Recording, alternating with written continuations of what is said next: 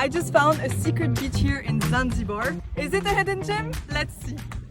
Today is another one of my free days as an intern in a hotel in Zanzibar, and I decided to go explore more places on the island. 3 days earlier, I received a random DM from Luisa, a German 23-year-old traveler, and here we are, 3 days later, meeting for the first time. We met up at the closest roundabout and started asking locals about places to explore. We didn't really plan anything specific for today. We were more about to go with the flow, let's say. Then, this other guy started talking to us and mentioned a secret beach not far from here. We were really curious, so we chose to explore this place. He suggested us to take a taxi because no local buses would be able to drop us to the exact location. So the bus experience is for another time, I guess. We discussed with a taxi driver who agreed to give us a fair price and we went with it. We passed through so many villages and the landscapes were so green. I just love it. 40 minutes later, we arrived and our driver showed us the way to the beach. We found this view from the top. It was so beautiful and I got so excited to go down and discover more. Okay, so we just arrived at a spot.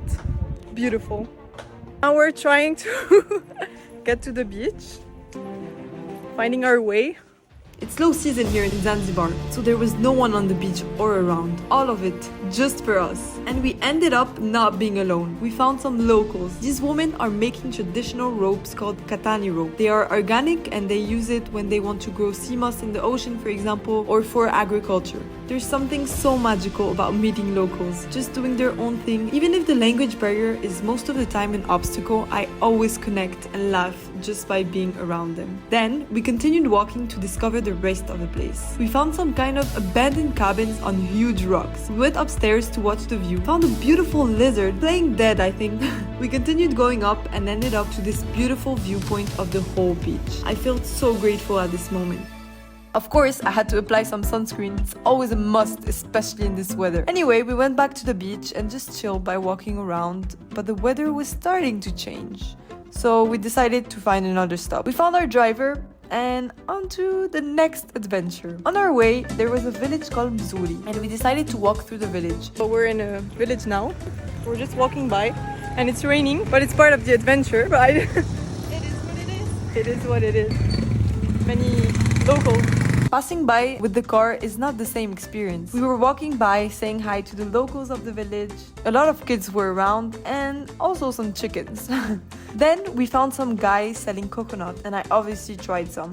It was so refreshing and delicious. Finally, we left and went back to Jambiani, another village where Luisa is living right now. There weren't much people on the streets, I guess because most people are fasting due to Ramadan, but I love just wandering the streets and seeing each one simply living their daily life. And I'm obsessed with their small fruit shops. They're so cute. We finally chilled at Luisa's place, ate some delicious mangoes, and time to find my way back to the main road to go back home. I really don't know where I am. They told me that way. I'm trying to figure it out. I just found the main road, but now I have to look for Boda Boda, which is motorcycle taxi here. I can hear one coming. I don't know if it's a Boda Boda, but let's see. And I just found one. Back home with the best transport in Zanzibar.